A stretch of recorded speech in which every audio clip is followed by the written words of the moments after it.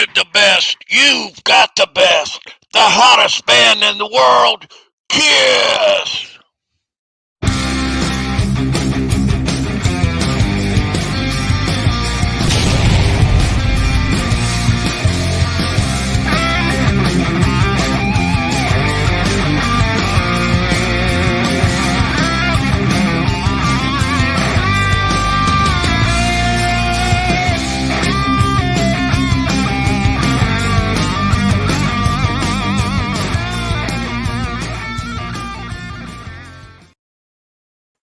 And we are live. What's happening? Welcome to Show Me Your Pick. This is Fruitcake Tony.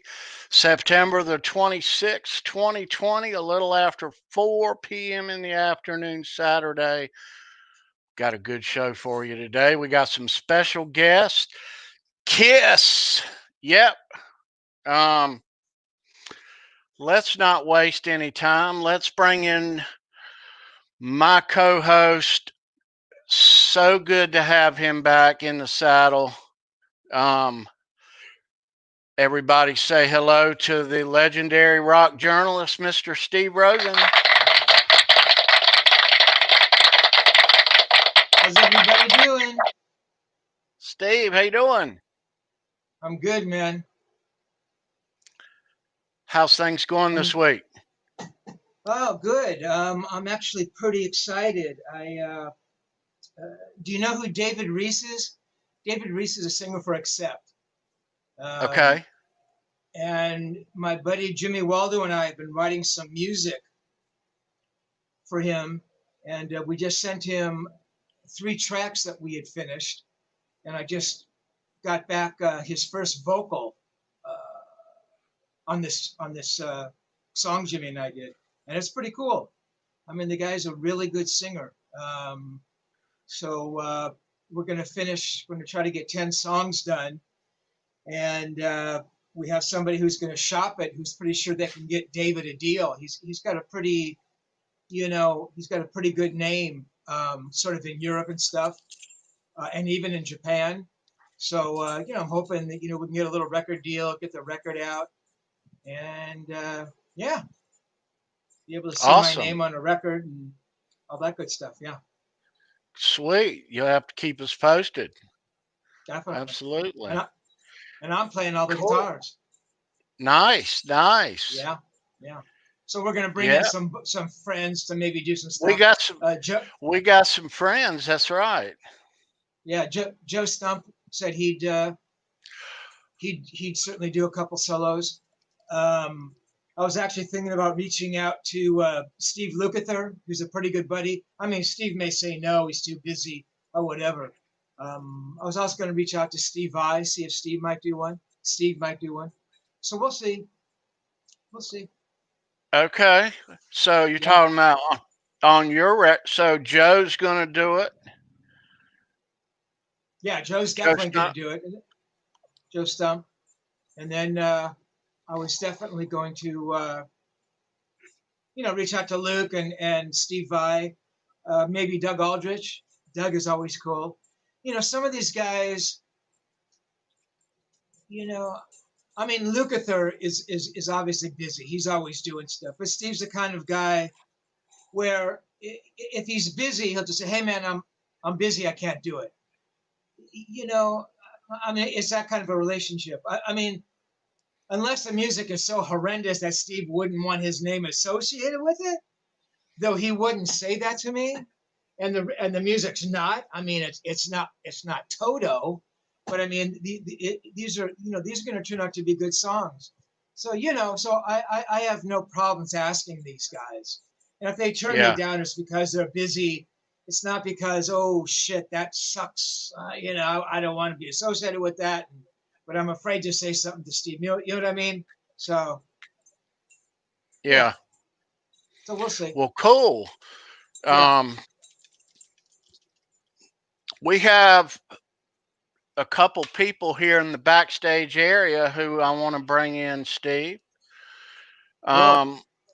Let's bring in our co-producer here and chief moderator, the lovely Sandra Pokorney.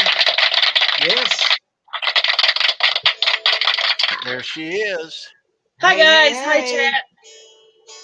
Steve, thanks for coming home, Sandra. man. You bet.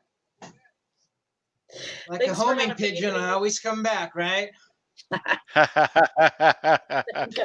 It was so lonely without you. How's it going How this lonely? week, Sandra? How lonely, Sandra? This week, Don't get me sidetracked on another conversation here, sweetheart. All right, we'll leave that for another time. But go ahead. This week's been a little hairy, but I'm here. I'm with you guys. I'm smiling, laughing, ready to have a good time. Let's talk some rock and roll and some Kiss. Good. Kiss. Speaking of Kiss, we have got one of the biggest Kiss fans who I know.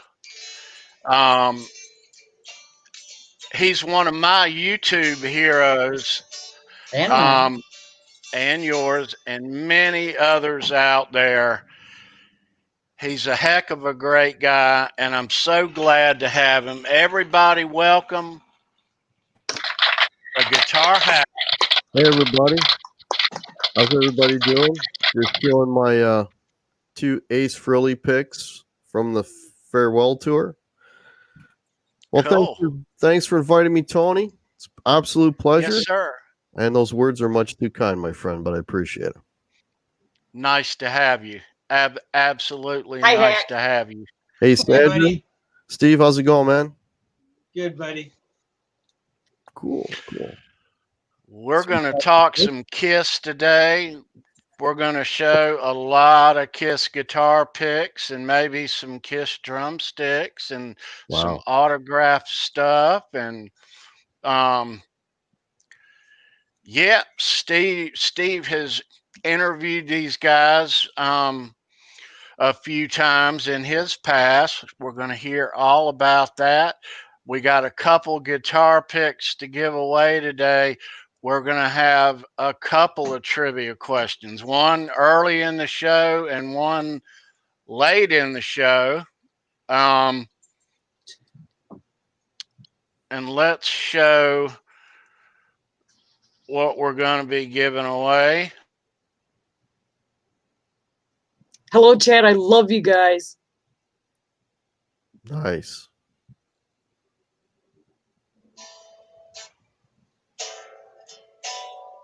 You're muted, Tony. So Paul Stanley pick, End of the Road. Cool. End of the Road, Paul Stanley. And this Gene is from the 2000, from the farewell tour. Cool. Yeah. And nice. We'll be Lucky people. Mm-hmm. Absolutely.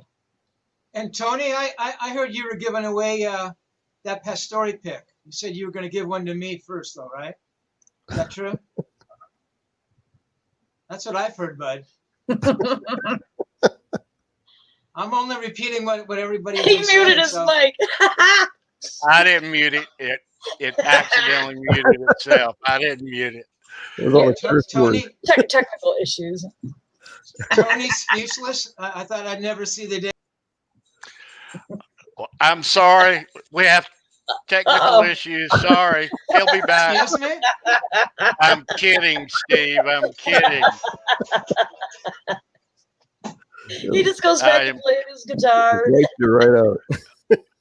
Steve, I could definitely arrange that. You can I arrange could it? definitely. I'll tell you what, you arrange for one of those picks to show up in my mail, and I can arrange to be here on a weekly basis. Okay? Yes, Well I can said. be bribed, bud. Well said. Okay. All right. So. Yeah, Tony. So we don't have to have any more renovations. Building sandcastles on the beach. I mean, knocking down walls on my brother's house. There we go. Who we got on board in here, Sandra? Oh my goodness, let me tell you all about it. We have, starting from the very top, Rick Hefner, Dwight Bailey, Lenny Lou, and Mary, yourself. Hitman's in the house. Dwight Bailey, Rick Hefner, Eddie Van Haskell. I'm probably repeating some of these. Some of them keep coming up. Sean, the bassist. Thank you so much for tuning in. Welcome. Clive 54 Nice. is also with us. Clive. Hit your like on that way in. Be sure to subscribe to Steve Rosen's YouTube channel. Subscribe to GuitarHack's YouTube channel. Hell, subscribe to mine if you're bored. Always check out Fruitcake Tony's channel for more cool content just like this. Hit that like. Leave a donation if you're feeling kindness in your heart. Hello, everybody. Nice. Hello, Brendan B. Squared. Happy birthday yesterday, dude. Yes. He had a birthday yesterday. He did. Somebody's got another birthday soon, right? Tomorrow. Yours? Yes. Oh, happy birthday. Happy birthday, Sandra. Oh my God, Steve Rosen said happy birthday to me. Ricky! Steve Rosen said happy birthday to me. Is your brother in there? He's unimpressed. Is he eating his spiked ice cream there? Oh no, that's Gary. I was talking to Ricky, my husband. Gary probably is eating spiked ice cream right now. Ice cream. More than likely, he's something spiked. Yeah. Apple juice. Oh, we love Gary. He's a good guy. Anyways. Let Sean the bassist, Wally Grove Crickets in here. Welcome. Welcome, everybody. New name in here. Appreciate you stopping by today. Yeah. I stopped for Leave a all thumbs things. up. Yes. Thank you, Lenny Lou. Thank you.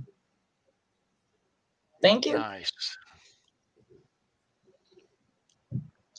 Nice. 12 watching, 12 thumbs Holy up. group You guys perfect. are absolutely amazing. Thank you so much. I could take those thumbs ups all day long. Absolutely. Nice. Tony, I'm sorry, man. I'm reading all these comments about Kiss. I'm gonna piss some people off today. That's fine. I mean, I can lie, or I can tell the truth. Well, about So you tell me what you want me to do. But that's only No. guy. You tell the truth because bad things happen when you lie. Okay, I agree. All right. Steve, you met these guys interviewing them. We just like the band, love the band, Well, and we've never met them either. Yeah. I have. Yeah. I've talked to Gene and Paul on the phone before, and they were nice to me. All right. But I've never met them. Maybe it's me. Maybe No, I'm a dickhead. And everybody I've ever interviewed has been a sweet guy. That's not the truth. But, it could have been that way on some occasions, but not with these guys. I can tell you that. So we want to hear every truthful, awful detail of your encounter, Steve.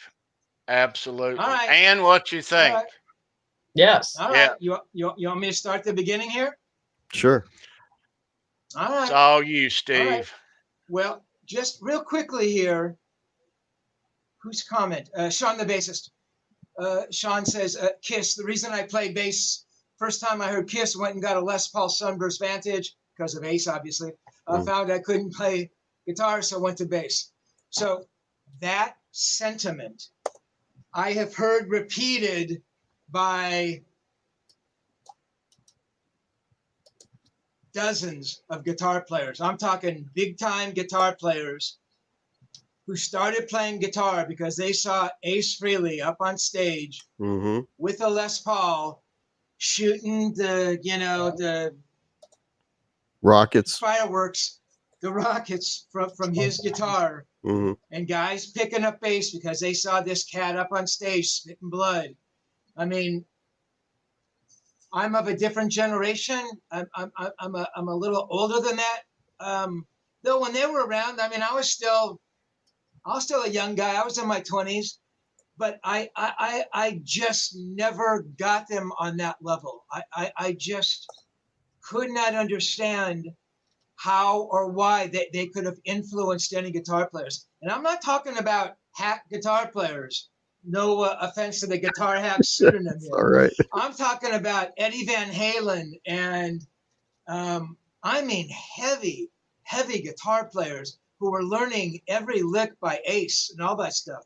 So I say that as prelude to what I'm about to say. So I'm writing for Guitar Player magazine for about, in fact, I can tell you, for about 6 years. I started writing for them in December 71. My first story was a cover story on Jeff Beck.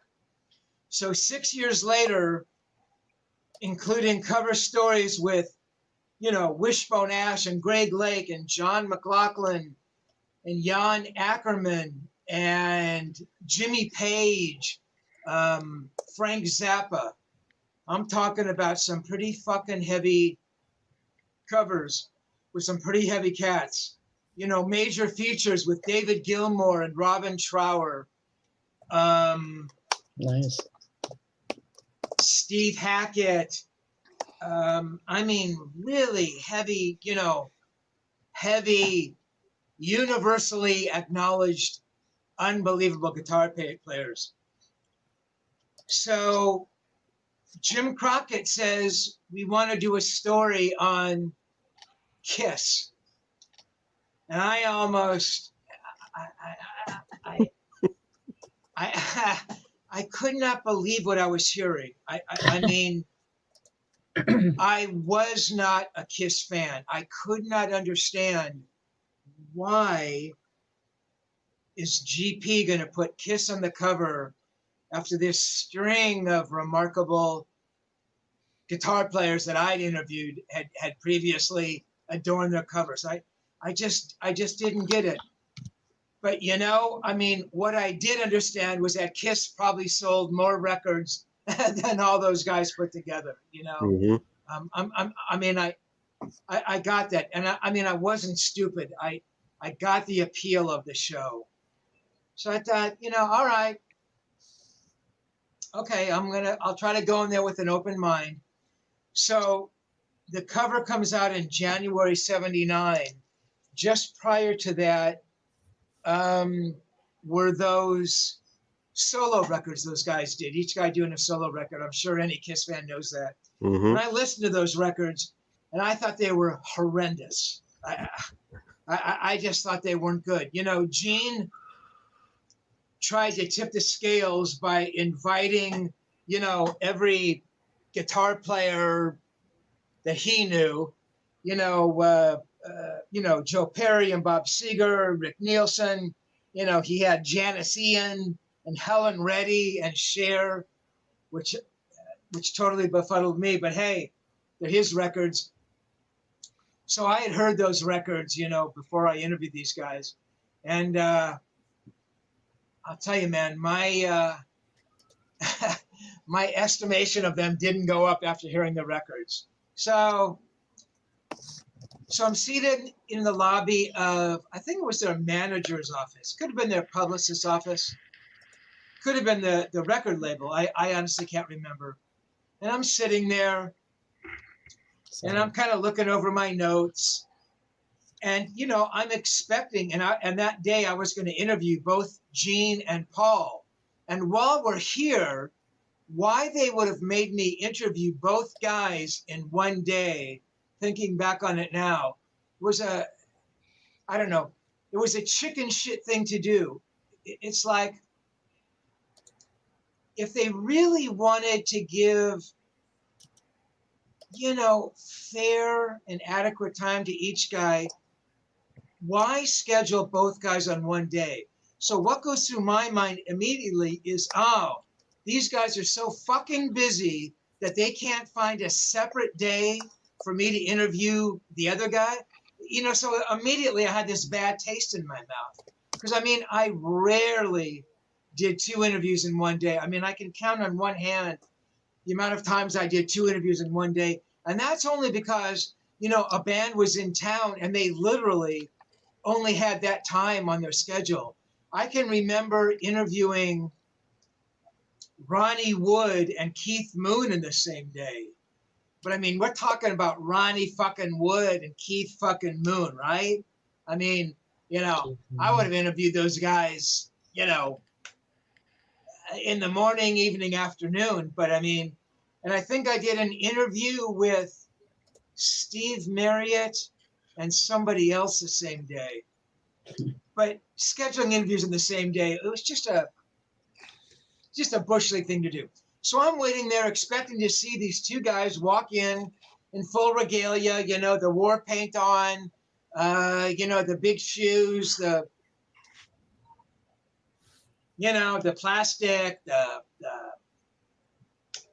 eyeliner, the whole thing, So I'm sitting there and these 2 guys walk in and I think it's just, somebody working for the label or somebody working at the publicist's office, and they kind of walk by and I don't think twice. And the publicist, and I'm pretty sure it was the publicist's office. The publicist comes out and gets me and brings these 2 guys over. And I think, oh, she's going to introduce me to, I don't know, a pair of the publicists. She goes, hi, Steve Rosen, Gene Simmons, and Paul Stanley. I go, oh, hey, guys. I mean, honestly, I had certainly never seen them without the makeup on.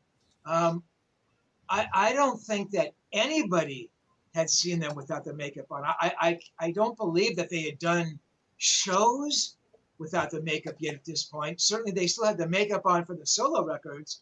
So I was a little blown away. And honestly, I dug the fact that they were there without the makeup on.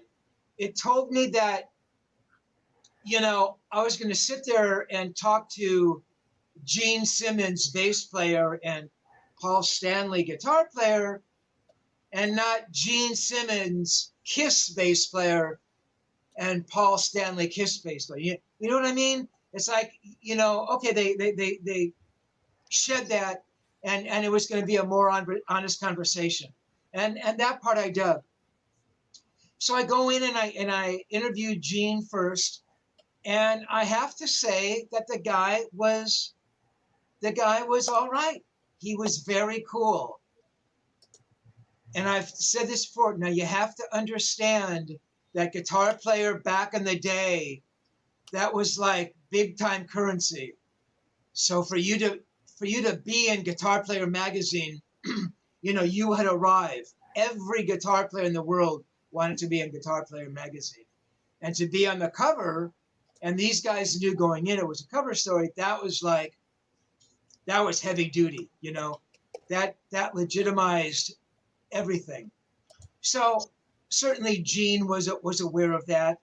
And, he was cool. I asked him, well, when and why did you first start playing? And, he gave me the whole seeing the Beatles on Ed Sullivan, and it was a great story. And him putting together those early bands and finding Paul and, Ace coming in for the audition. The guy is really low on my list of kind of decent human beings, but he is not a stupid person. He's a bright guy. He gets it, And I really can't say anything negative about the conversation itself. He was a bit full of himself, but hey, fair enough. The band had monster success, and I can't begrudge him that. And Paul was the same way. Paul was very cool. Paul was really into the guitar thing. I think he really understood what it meant to be, interviewed by a writer from Guitar Player magazine. But I have to say, both those guys on that day were cool. And had I not had more interaction with Gene, I could have, said to you today, yeah, Gene was okay. I hated the music. I thought the band was mediocre. I thought they made the worst records in the world. They made the worst sounding records. Gene was not a good guitar player. Ace, you know, I wanted to love Ace. I mean, what I liked about Ace is that, you know, Right. he was a spontaneous player. I could hear him going in, you know, having the engineer press go and him going for one. And I could appreciate that. I just didn't think there were anything special. A lot of guitar players did, you know. Paul, I thought, was a really bad vocalist. As a rhythm guitar player, I thought anybody could have played those rhythm parts. But, you know, in terms of people that first day, they were okay. They were all right. I'll segue to the second time I met Gene. And there may have been an interview or two in the middle that I did with Gene, and I'm pretty sure there was. I think I interviewed Gene. I think, hard to remember the timeline. I did another interview or two with him, and one of them was about Van Halen. I was going to write a book on Van Halen, on Eddie. And obviously Gene, you know, played, you know, a large part in that Van Halen history. And he was cool.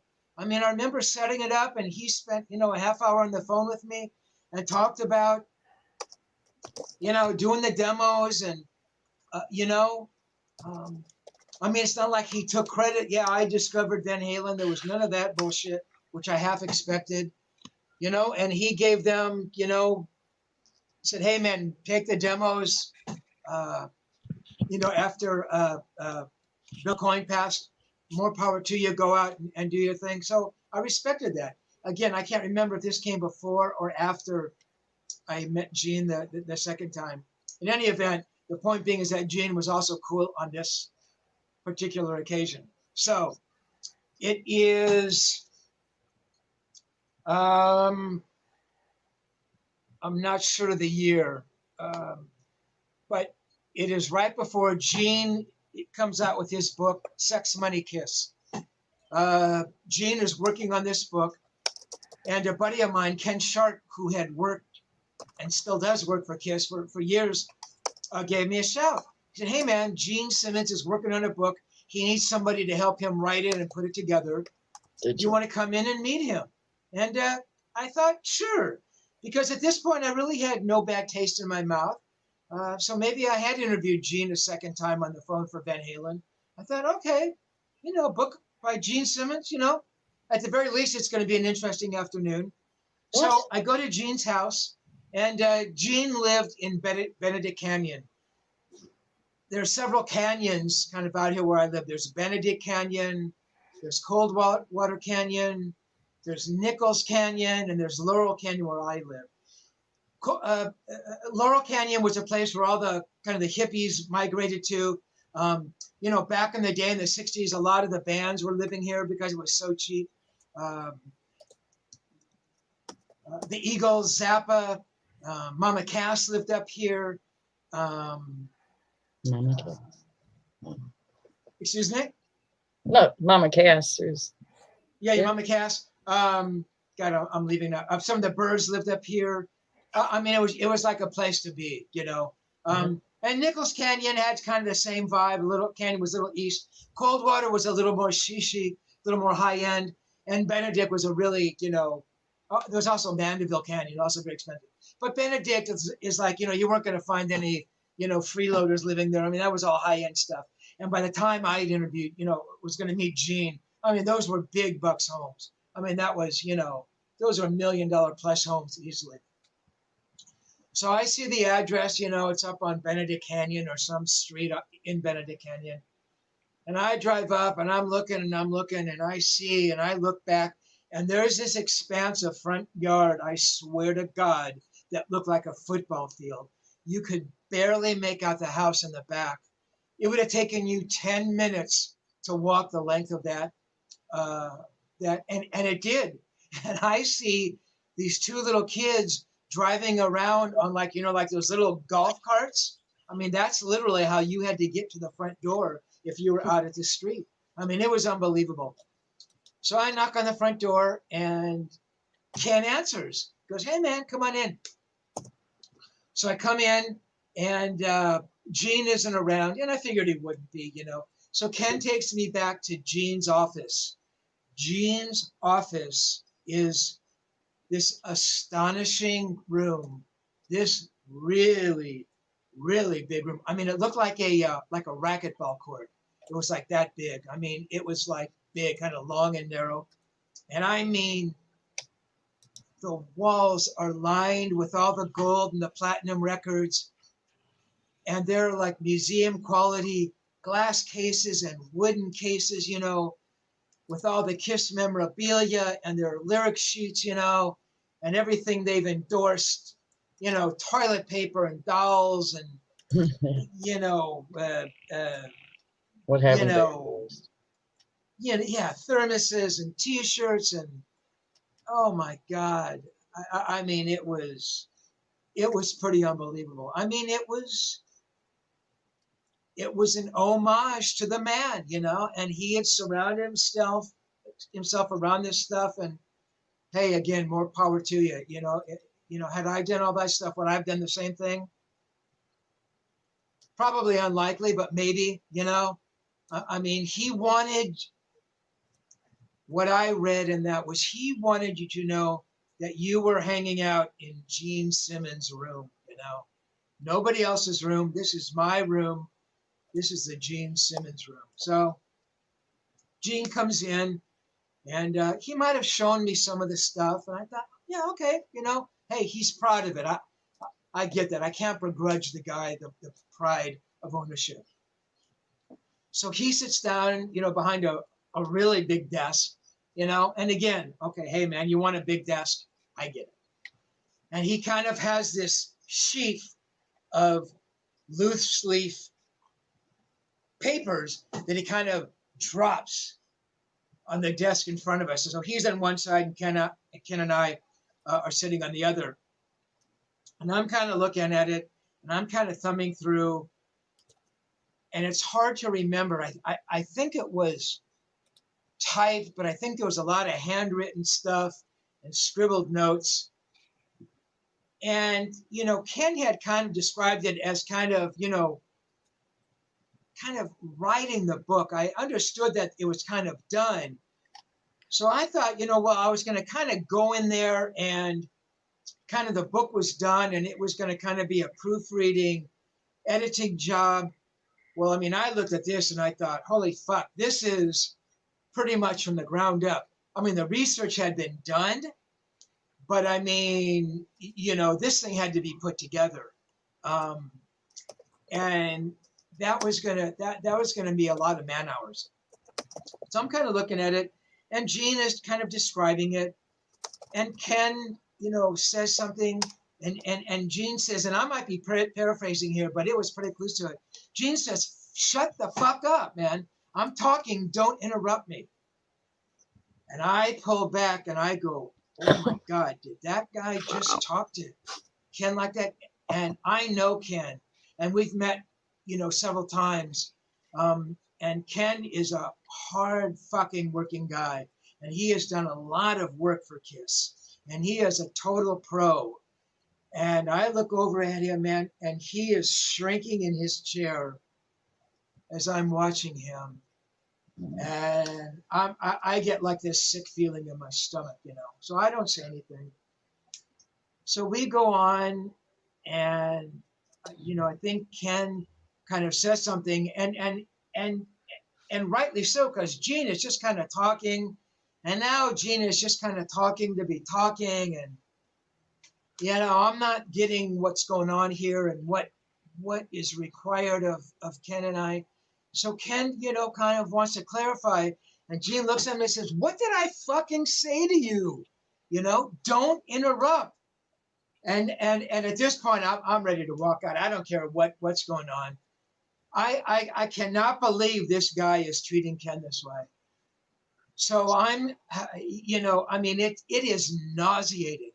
And the thing you have to understand about Gene that I got from sitting with him on this afternoon is that for Gene, it is all about control. It is 100% about control. And from control comes everything else. The money, getting what he wants, making every fucking person around him feel small. I'm going to take a side trip here. My buddy Jimmy Waldo, as a GuitarHack will tell you later on, was in a band called New England, who were managed by Bill Aucoin. So they toured with Kiss for a while. And Jimmy got to know Kiss's road crew, and specifically Gene's personal road guys. They hated him. Yeah, GuitarHack. Ken has written a book on Kiss, and he's ghosted a bunch of books for which he's gotten, paid like a fucking garbage man. No offense to garbage man, and just totally discredited. But Kiss's road crew despised Gene, and to a lesser extent, Paul. They used to rig stuff where stuff would almost fall on them. I mean, they hated those guys because of the way they were treated, which goes back to my point with Gene. It is all about control. Everything you ever read about him is about control, and that's what his entire book was. In the preface of this book, he writes, where are my notes? He writes, sorry guys, I'd actually taken some. He writes,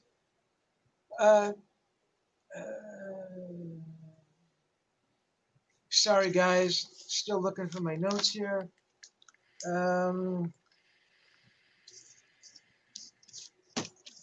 Can't find it. But what he had written was, hey, I might not.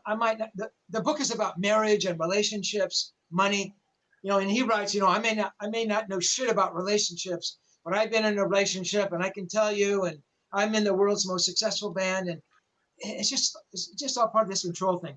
So we're talking, and he continues to talk, and somehow he's talking about relationships, and he says to me, so are your parents still married? I go, yes, they are. My parents have been married for 32 years. And he goes, are they happily married? I go, absolutely.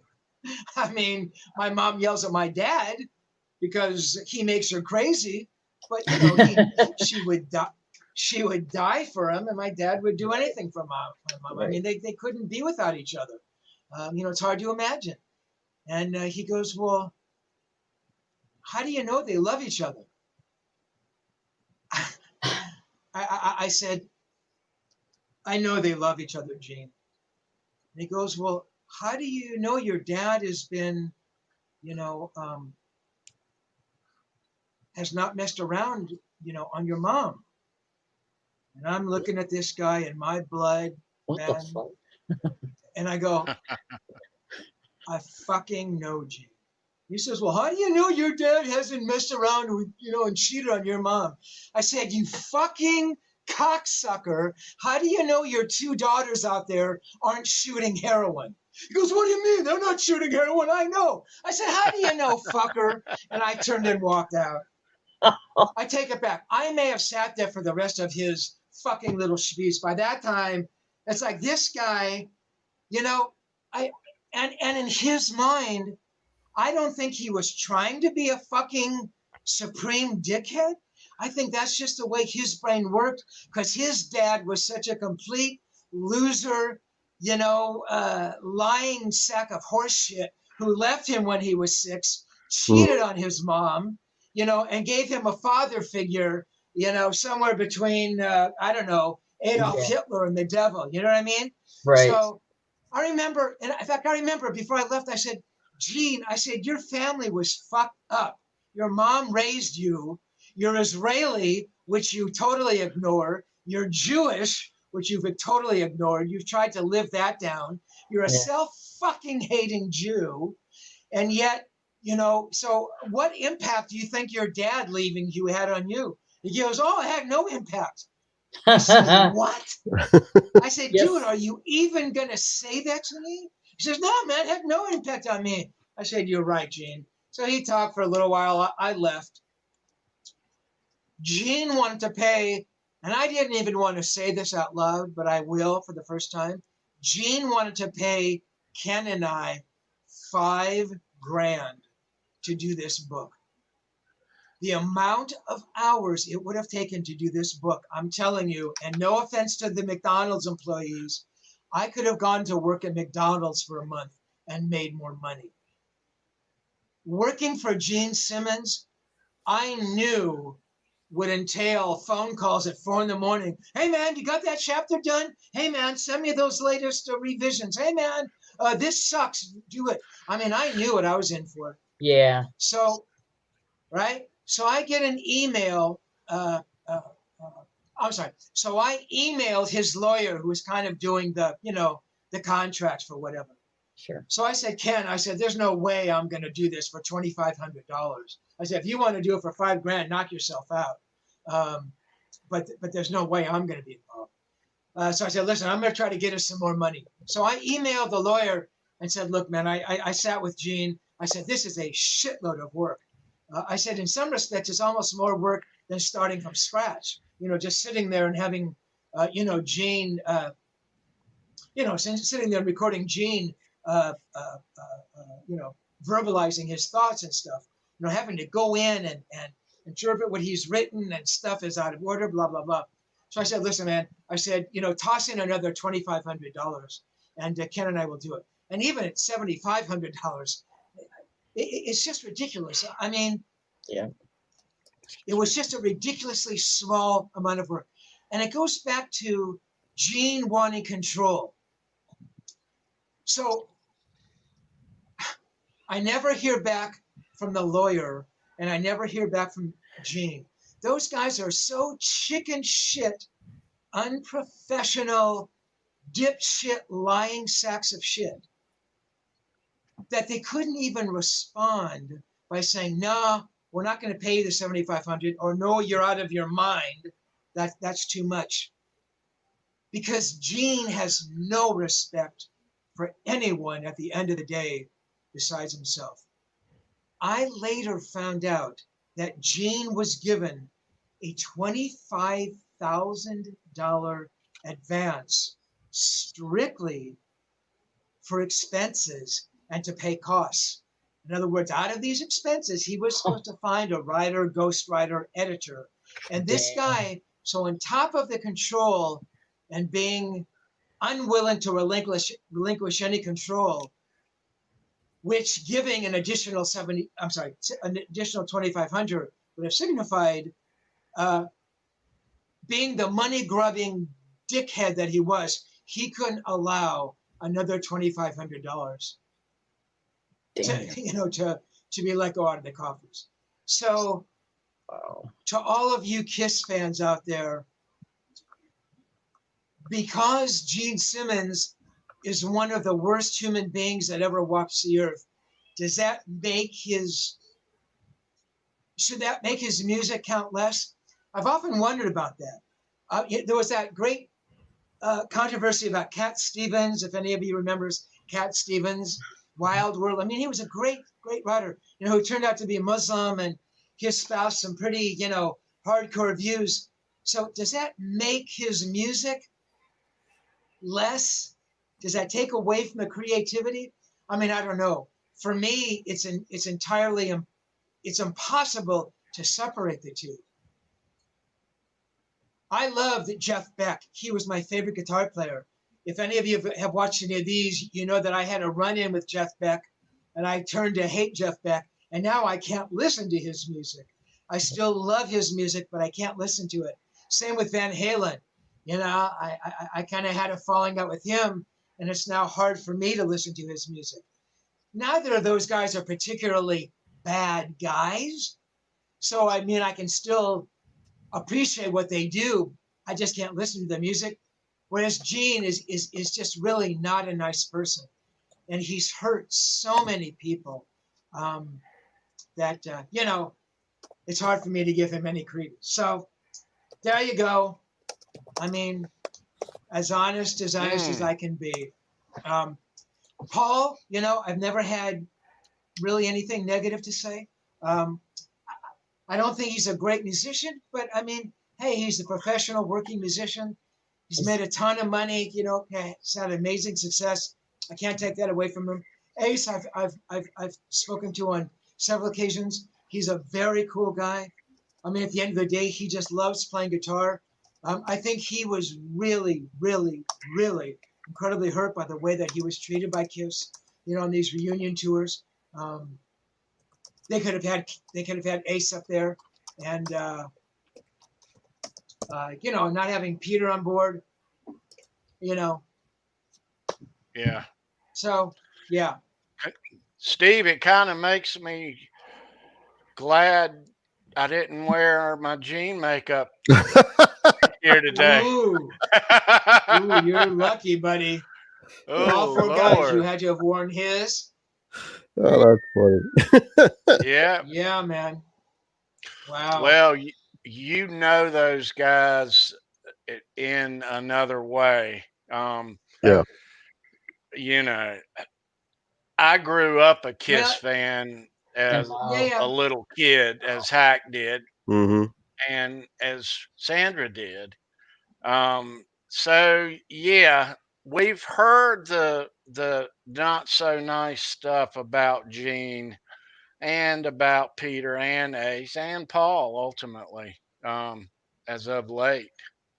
Um, but yeah, you had those one-on-one encounters on that business level, um, and Yeah. yeah, On a fan level, I've probably spent more time with Gene than any of them.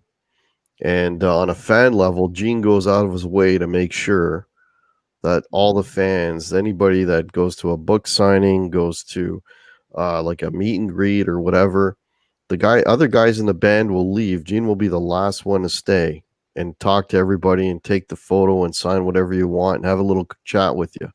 He's so on a fan level. I don't get the negativity. Paul Stanley, when he was doing Phantom of the Opera here in Toronto for weeks and weeks, he had a routine. He would come out the backstage door. There'd always be 15, 20 people. And he'd say, "What do you want me to sign? Who wants to take photos?" Did that every night, you know. I mean, so it's a so like I'm hearing, I'm sure on a business level, I mean, you know, he's probably an a-hole to deal with, but on the fan level, he's been good with the fans. Him and Paul. Ace, I can't say anything about. Ace is the only guy I haven't spent time with. Peter, Chris, I've met. I've met just everybody in the band, even Mark St. John, actually. So Oh wow. you met these guys, Hack, in meet and greet lines. Is that right? yeah, I mean, there was for years and years in Toronto, they would have Kiss conventions in the '90s, and they would have former members. So I'm talking like Bruce Kulick would be there a lot. I spent a lot of time with Bruce Kulick. Actually, when he played here locally, I spent an afternoon with him. I played his guitar before he played it on stage. Oh, Bruce Kulick, you know, Vinnie Vincent came one time. Peter Chris was there one time. The year that Ace was there was the one year that I didn't go, unfortunately. John Corabi went because he did that union thing with Bruce, so the two of them were there one year. Mark St. John came one year. I met Bill Aucoin. I met Sean Delaney. Yeah. So and they were all, Nice. yeah, it's cool. Well, Yeah. I'm sorry, Guitar Hack. Listen, man, I don't mean to dispel you of any of your notions. Oh, I have no doubt, you know, man, that Gene sat there, signed every, you know, last one, you know, took off his jewelry, gave it away. On any given day, is somebody evil all the time? Well, you know, Hitler loved dogs. So I don't know. I mean, look, I mean, I shouldn't even be kidding. That's insane. But I can tell you two situations. I have seen meet and greet or special VIP Kiss packages where you go back, you have one drink or a beer with Kiss, and you pay $4,999. Oh, I saw it, man, on their site. It made me sick. You yeah. spend, I don't know, 20 minutes, and they give you a a 30-cent coaster, and that's $800. I saw these. I just made the acquaintance of a, and I'm not sure how, somebody maybe read one of my stories, saw something, somehow reached out to me. They had a friend of theirs, this 20-year-old autistic kid, Ashton, really nice guy, nice kid. I mean, just borderline. I mean, he was very high functioning, very sweet guy. This guy adored Kiss. I mean, this guy, you know, when he was feeling down, he'd put on a Kiss record. So they were scheduled. There was this Kiss show. In fact, I think it probably would have, one of the dates would have been just around now. He was from North Carolina, I forget, but the date was like the 20th, or it's right around when we're talking today. But when I met him, this is several months ago. She asked, listen, is there any way for you to see if you could get him backstage? If he could just meet them, this kid, that would be the end all be all. So I asked around. I actually asked Ken, and Ken didn't know of anybody. And then he had a contact for the management, I think. Doc McGee. Doc McGee, yeah. Right? And I wrote to them, and he really wanted to meet Gene and Paul. And I had forwarded, you know, this stuff. Listen, you know, this isn't for me. I'm a writer. I've interviewed them, but this would mean the world to this kid. I mean, you know, I mean, you have no idea what this would mean to him. And he writes back, and he goes, I talked to Gene and Paul, man, and they can't be bothered, or they're too busy, or now we're not. So I reached out to somebody else at the office over there, Eden Arbogast. I remember her name. And this girl was unbelievable. She said, yeah. She said, you just contact me and I'll set this up. Well, 3 weeks before the gig, because of the virus thing, you know, all the shows were canceled. Yeah. But, you know, I don't know, man. Every encounter I've ever had with these guys personally and peripherally has been a bad one. You know, like I said, Jimmy has nothing but nasty things to say about these guys. Jimmy was there, you know, some of these coin parties, you know, Gene and Paul would actively try to seduce his girlfriend when he is there with him. You know, they were rude to him. They belittled him in front of everybody. Again, I have no doubt they would have treated you great and treated fans great. You know, maybe he's just that way to people that, I don't know, business or whatever, you know, maybe the fans is great. Maybe that accounts for. So, you know, there it is. He is all about him and his brand, that's for sure. Yes. It sucks that you never had a good experience with him, man. Yeah. It really sucks. You know, I mean, and kind of, I'm sorry, Tony. Lastly, I've interviewed Ace, you know, for a couple of records. You know, his solo records, and he does those covers. Origins 2 is coming out. Yeah, exactly. Oh, where is it out? Yeah, there is another one coming out. You know, and I mean Ace, you know, Ace, you know, he loves all those. I mean, you know, Free and Cream and Hendrix. I mean, I can so relate to all that stuff. But I mean, yeah, hey, Ace was no angel, and Ace was fucking up, and he was doing drugs. I'm sure he was no walk in the park. But I mean, some of the things he says about them, and I mean, just you just read the stuff, you know, in Blabbermouth or whatever it is, and Ace responds to it. But most of that stuff just seems like it comes from Gene and Paul, and I don't know. It just seems like they are really trying to hurt the guy. But again, that's me reading it from the outside. I don't know. So, yeah. Hack, you've seen Kiss a number of times in your life. Hmm. You said that you first saw them in what year? 1979, the Dynasty tour, where New England Jimmy's band opened for them. Nice. Yeah. And Nice. I'm sorry, and how were they? Oh man, I was a 12-year-old kid sitting in the nosebleeds. I Oh, couldn't tell you. You mean how was New England, no, or how no, was? no. I'm sorry, man. How were Kiss? So if you were 12 years old, you need to say more. You were totally blown away. I get Yeah, it. yeah. I mean, They were gods at 12 years old. You know. Right. Oh yeah, so absolutely. you must have seen them subsequently.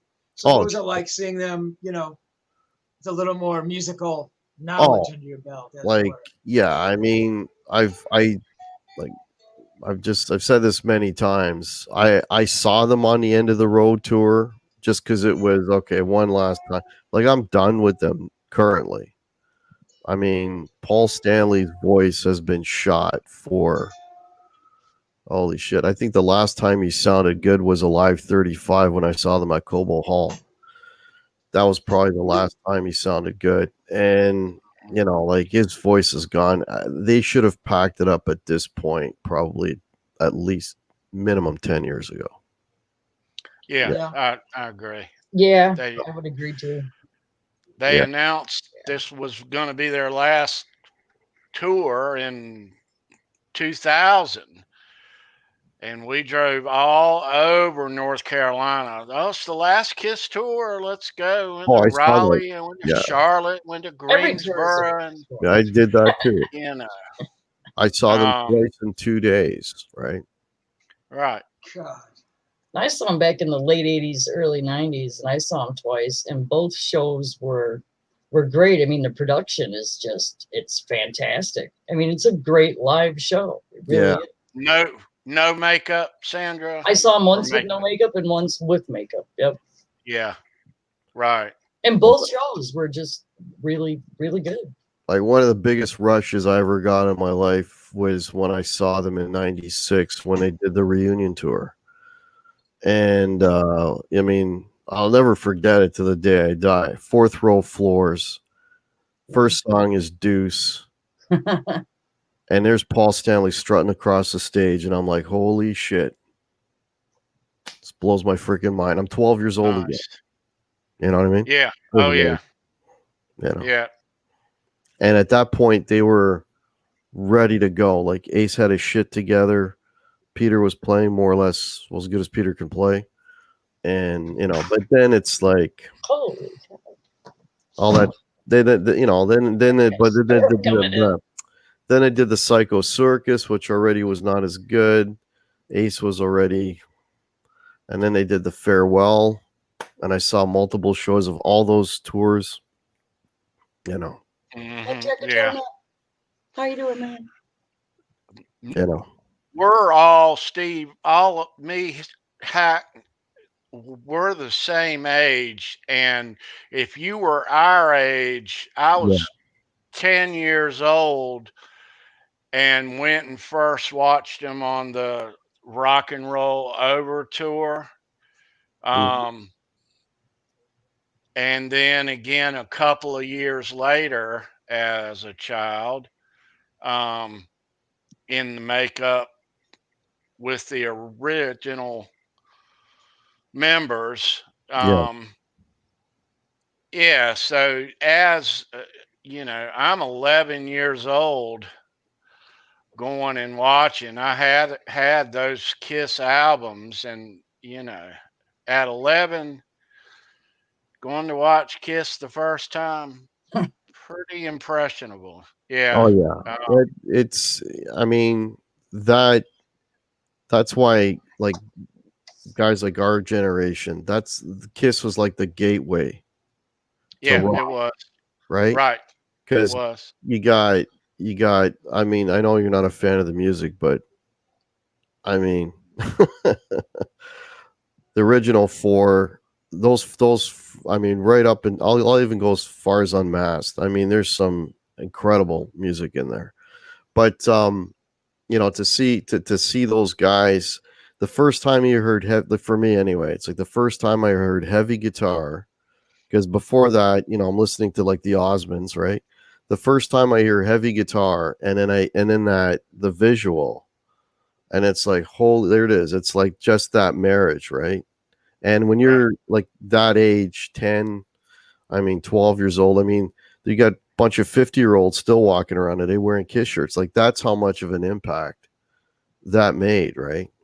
You know, had I been 10 years younger, it would have been more, I would have been Zeppelin, you know what I mean? Or whatever. But had I been 10 years older, it would have been somebody else. But that's just, that's when it is. Yeah, that was, I went and saw them once with no makeup. I want to say Hot in the Shade, somewhere in It's, there. yeah. Yeah, but then I think I went and saw them. We went when at at the original farewell tour. Went and saw them a couple of times, and Right. actually went back last year to Charlotte and saw the End of the Road tour last August, not this August, but last, and they had the Painter opening up. Yeah, that's the leg I saw. And then they came Um, back 6 months later, and they had David Lee Roth opening for them. yeah, they came back, and then they came back in North Carolina again with Roth. And I remember that night going, let's drive a half an hour west and go see Kiss and Dave, or I'll hang home, have a drink, and watch Johnny Bean. So I stayed home that night. Right. Yeah, I didn't go watch Kiss. And just a week or two after that is when the COVID halted everything. Yeah. Yeah. Like, at this point, I have no interest in seeing them again. Zero. Yeah, me either. They've scheduled a Raleigh date for next year already, and should that happen, buds of mine are already asking me to go and all. I probably will. I I probably will. You will. There's no probably. You But will. yeah, that last show was uh, the uh, uh, the whole production and everything. Excuse me. It was the best Kiss show I've ever seen, I have to say. Yeah, production was great. The production was great. Yeah, I'll agree to that. But you know what? I've just seen them so many times. I know everything that's going to happen. You know, and there's certain songs that they play live, and they play them live, and I've heard them too many times. If you know, I Love It Loud and War Machine make me cringe because I've heard them played so many times.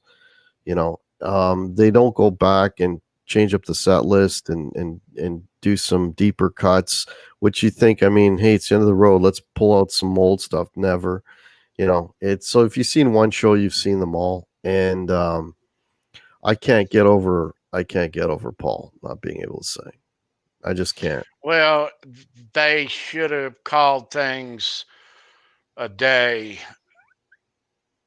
back on the original farewell tour. Yeah, like the modern day.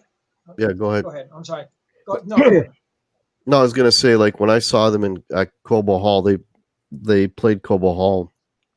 They did 2 nights because Cobo Hall was closing down. So I went to Detroit to see that. That was basically the Alive 35, which is kind of Sonic Boom, same type of thing, whatever. And that was a great show. They were still doing it, but you know, that after that, it's just. I've seen them in casinos since then. I've seen them everywhere, and that should have been the capper right there. Gary, check your Guys, Facebook messages. Me? No, my brother Gary. Oh. Check your Facebook. Okay, that's all. guys, I'm sorry, Tony. Just one last comment here. I hate to be the antagonist in this scenario here. The fact that they and other bands have done it. I mean, a ton of bands have done it. Motley did it. Multiple farewell tours. Mm-hmm. Way after the expiration date. To me, what that says is, hey, I'm in this band. And hey, I get it. You're making serious money. Do you just leave that money on the table? Holy God, Gene and Paul, I mean, they need more money. I don't know. But what it says to me is we really don't have much respect for our own music anymore. And we don't give a shit what it sounds like. There can be no other reason, right, in my thinking. The same reason for Paul, to go out there. No, I mean, the guy's not stupid. He knows he can't hit the notes. His pitch is wrong. But to me, I mean, that's almost worse than being assholes. It's like to have, at the end of the day, not really respecting the music. Like, hey, we were really only doing it because we were getting girls and making money. And hey, that's a good enough reason. I can totally respect that. But when you sort of defame that, it's like, well, what is this band? It just, and I think for you, who's probably as hardcore a fan as exists, it has to leave a bad taste in your mouth. Yeah, you're absolutely right. It ruins the legacy. I mean, exactly. When they did the farewell tour, and if you listen to all the sound bites, it's like, we're gonna go out on top. We're gonna leave the party, before the party is over, like all these, catchphrases, blah blah blah blah blah, right? Yeah. And then they basically went and they just shit on everything that they said they were gonna do, because that's when they should have ended it at that point, right? That should have been it, and they just kept going back, and they kept going back, and they kept going back. I mean, Gene is 71 years old. Yeah. Let me ask you this. Do you think that this really is, when this COVID clears and they get back out, is this the final one? Are you kidding? When the COVID lifts, they'll be out there. They're gonna finish all the dates like postpone. Tony, I'll bet. Yeah. I'll bet the farm on that. They'll go out there. Gene will crack 72, 73. It's like, oh, we got more tour dates. We got to wrap this all up. They'll just keep going, man. Well, here's what I think. Here's what I have my own. I've thought about it from 2000, and then they went back out, and then they did another tour after that. And here's what I think. I'm going to show this, and this is what I think is going to happen. Yeah. Well, minus Jason Peter, but yeah. Yeah. I think there's going to be many more moons of Kiss, many moons to come. Blackjack. I'm sorry, Tony. Blackjack Guitar Nut here says, yeah, it was like the Who's final shows. Exactly right. The Who going out with 18 extra guitar players, and they went out with orchestras. It's like, oh my God, the Who, and even some of those final Zeppelin shows. My God, Robert Plant, he should have sang in Kiss. I mean, he certainly couldn't sing in Zeppelin anymore, and that was atrocious. And those guys, they came out with those statements. We are not going to go on with Led Zeppelin without John Bonham. And I thought, wow, that is a very classy thing to do. And then there's however long they get. Steve, there's only one band that did it right. One band, and that was Rush. Yeah. Rush did it right. They happen to be Canadian too, so I had to throw that in. You're Canadian? Rush did Yeah, I'm do it Canadian. right. Rush did it Yeah. right. Right? This is it. Getty was already getting a little bit, okay, but Getty still sang pretty damn good at the show that I saw. And they just capped it off. That's it. You know, class act. This is the last tour. That's it. That's like the only band, if you can think of Ben on of that scope to actually do that and stick to their word. Rush. That is Yeah. so And interesting. Led Tony, Zeppelin, actually. Well, because Bonham died. I'm sorry? Led Zeppelin's the other one. Well, yeah, except they did all those shows with Jason, and that's what I'm saying. I don't think Plant could sing anymore. Well, they only did the 102 shows. Or I thought they did a few more. Well, they no, shouldn't they have done did the those. one in show my at the mind. O2. It's like let's Well- record that. No, I yeah. Yeah. I'm a purist, man. It's like you say you're gonna quit, you quit. Yeah. Anyway, you know. So Tony, can I give away a little secret here about next week to tie in with what Sure. GuitarHack just said? Sure. So following up on GuitarHack's comment here about Rush doing it right, next week, boys and girls, we'll be doing Rush. And I was looking through to get some of my notes together for next week, and I happened to scroll down. I'd interviewed Alex, and we'll talk about that next week. But I scrolled down to his last comment here, which ties in perfectly with what Hack has just said.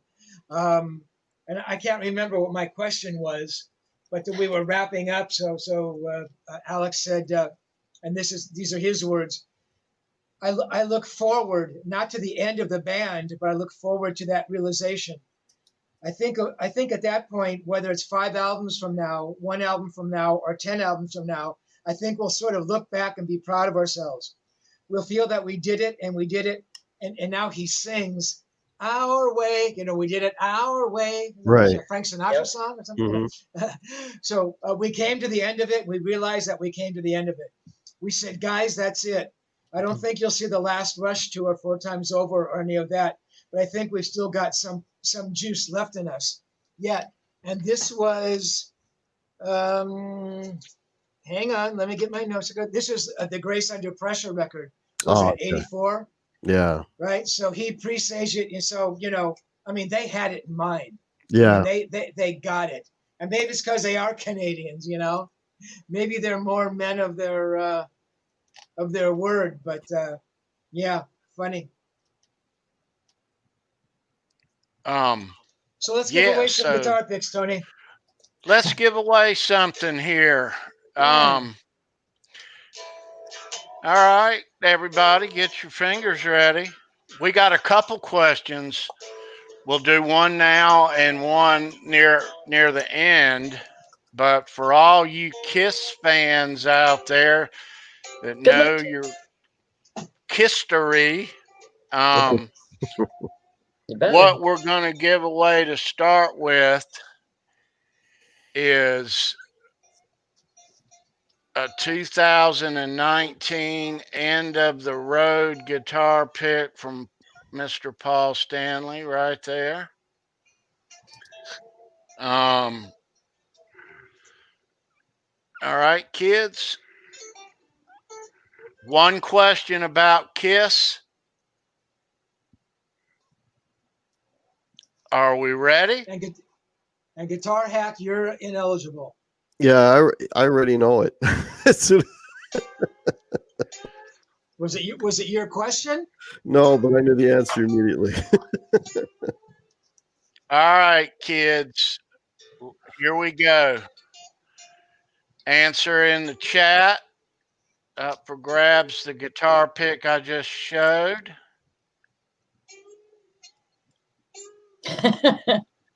When Ace Frehley first auditioned for Kiss, he walked in with what color shoes?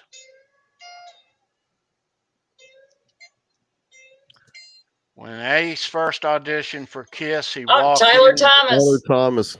Tyler Thomas on top of that one. Let's go Good to job. the Nice, chat. man. Congrats, Where's Tyler. Tyler Thomas? There he is. Tyler Thomas with the win. Thanks for tuning in, man. Yeah, I've never dude, done Very that. nice, got it. Tyler. Half Face got it. Yeah, they know their Kiss. Yeah, they do. We appreciate you being here, Tyler, as all of Absolutely. you today. What you're going to do, you're going to go to my YouTube page. In the About section at the bottom is a email address. Email me your name and address, and I will mail you that guitar pick out Monday morning, and mention that you won the Paul Stanley pick. Congratulations. Yes, Way congrats. to go. Way to go. Awesome, man. Awesome. Gary said they were white shoes. Hey, what? Funny. Your brother said they were white. White shoes. That's funny. White shoes. Oh man. Gary. He did. Big He's so G bright. in the house. Big G. All right. All right. So while we are in here, That mother. Yeah, and a powder blue tuxedo to go with it, right?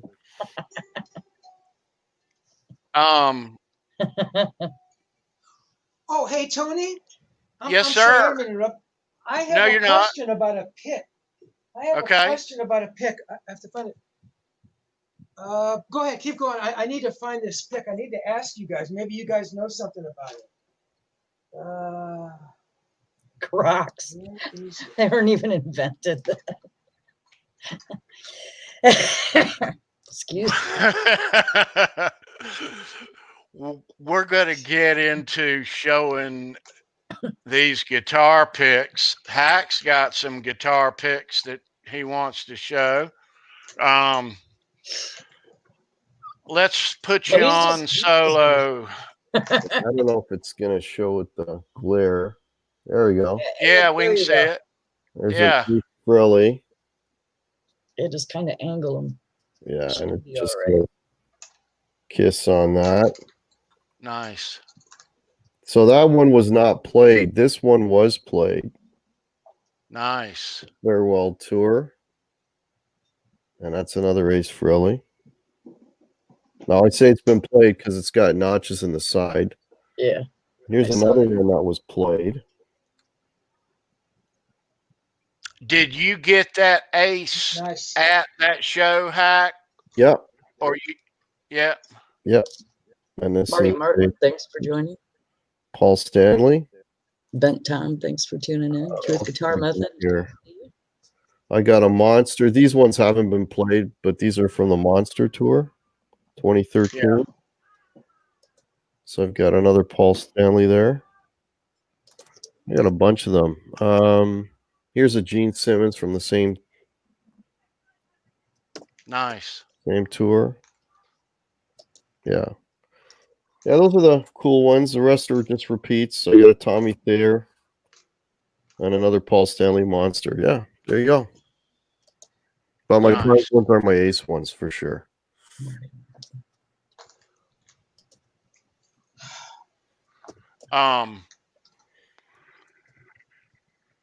I'm going to show you guys some individually on the other camera there, but I put a bunch of these multiples in a little thing here. Oh, cool. So you see, you got a few more than I do, Tony. I need to lower my chair or something. Tony's only got a few more than me. These are both new and old I've got the Paul ones in the front and the Ace ones behind that. On the side over here, Bruce Kulick and Mark St. John. Wow, you got a Mark St. John. That is rare. Yeah. Yeah, I've got a couple of those. And you showed a Vinny one earlier. Yeah. And I've got in the middle is Vinnie Vincent. Tommy's are over here. He even got Black and Blue in there. Oh, cool. And Steve's Where's buddy Gene is in the back there. Where he belongs. Where's my pet story pick? Where's my pet story pick, buddy? The Pastore pick. All right. Let me whip it shift out, pal. gears. Yes, please. Because we need Steve to come back.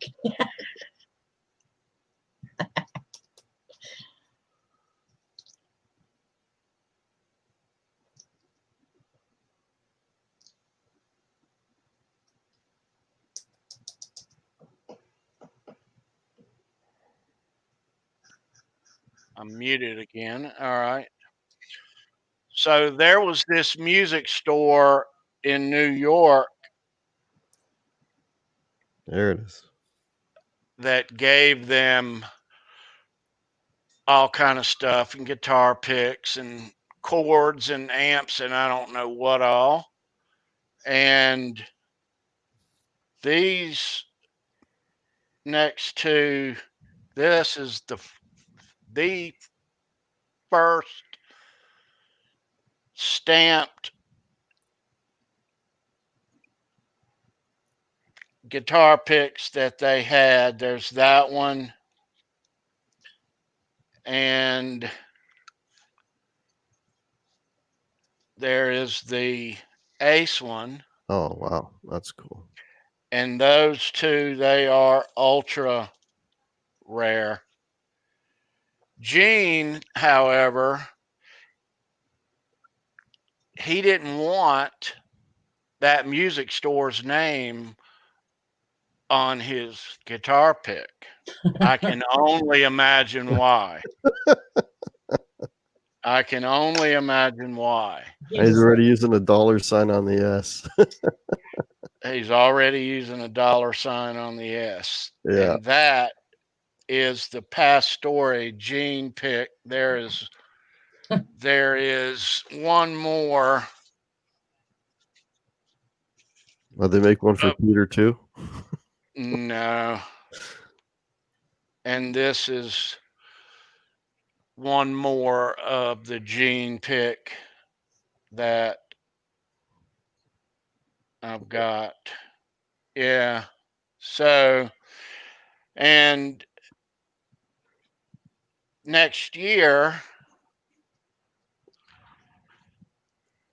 they got their logo on it. Mm. And this was the original. They didn't get the Pastore pick made until the Alive album. Okay. So Right. that's when those showed up. Prior of Alive, it was anything. Gibson, Fender, Manny's, whatever. Mm-hmm. But Alive saw the Pastore pick. The very next year, they got their band logo on it, and they still had the stamped. They had the stamped. So that's the Destroyer. They had that for Destroyer. That's right. Okay. That's for that one. 76. Got a couple of questions in the chat real quick. Hellface is asking, did Larry DiMarzio work at the Pastore Music? And Mike Neese says, he was wondering if Steve ever saw Kiss or any of the other original members without makeup before they officially went without it. Just that first time at the Oh, you probably missed my dissertation on the interview. Yeah, man. When I interviewed those guys, when I interviewed Paul and Gene, I should make a note. One last comment on that in answer to Mike's question. So I interviewed Gene and Paul. When did I say I did that? The solo records. The story came out in January '79, so I think they came out with those solo records mid '78, something. September Probably 10th, somewhere, 1978. but exactly what day? I'm kidding. So I would have probably interviewed those guys like November, December, because the records have come out, or I had test pressings, which is possible as well. So up to that point, I don't think anybody ever seen them without makeup. And as I was explaining earlier, these two guys show up for the interview, and I had no idea who they were. And it turns out it's Gene and Paul without the makeup. And I don't think they'd ever. Well, certainly, I don't think they'd ever done any, music without the makeup. And I think No, it may they have been had. the very first interview. No. Not So, in. and Yeah. I'm pretty sure it was probably one of the first, if not the first interview they'd ever done without makeup. I did want to say one other thing. So that issue was a January '79 cover, and Ace was on the cover, and Gene and Paul were sort of the two major features, and they're both their names are listed on the cover. It's funny because I did the interview with Ace as a phoner, and I read that interview with Ace now, and I don't know, again, maybe because I wasn't much of a fan of the band, I really hadn't done my homework very well, which kind of makes me sick because even if I hated a band, I always did my homework. But my interview with Ace was lacking, so they actually had to have another writer call up Ace and add some information to the interview with Ace. It's also because Ace didn't talk nearly as much as Paul and Gene did. I mean, I'd ask Gene, one question and I'd have his life story. So on that level, I mean, he was a very easy guy to speak to.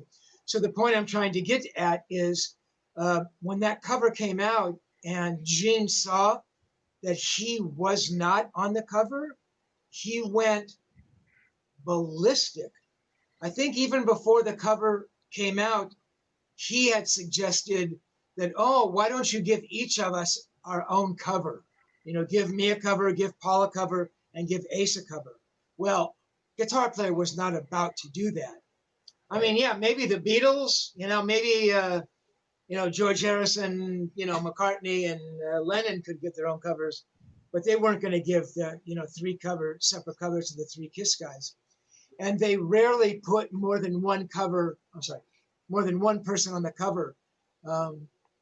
Yeah. I did a couple interviews. I did with Wishbone Ash, and they had the two guitar players in Wishbone Ash, but they would rarely put more than one guitar player on the cover. And they rarely put bass players on the cover. I did an Entwistle cover, and they put him on the cover, and somebody else, Greg Lake. But so the point being is that Gene whined, why wasn't I on the cover, and why was Ace on the cover? And I just thought that was kind of. So, Steve, years later, when they did the reunion tour, there was a magazine called Spin magazine at the time, and they actually had a big article about the reunion, and they had 4 covers. So they had Gene on one, Paul, Peter, they all had their own covers. Yeah. Same article with 4 Funny. separate covers. Yeah, they got it. They got their covers. Obviously Spin wanted to sell magazines. I mean, I get it. Yeah. That just reminded me when they wanted separate covers. So They did that, but like years later. Exactly. Funny. Froley's comment. So I'm going to show you my guitar pick, and I need your expert opinion on this freaking thing. Okay. Hang on a second, Hopefully we can. Steve. Let me get Oh, you back still here. on? No, I just got to change this camera back.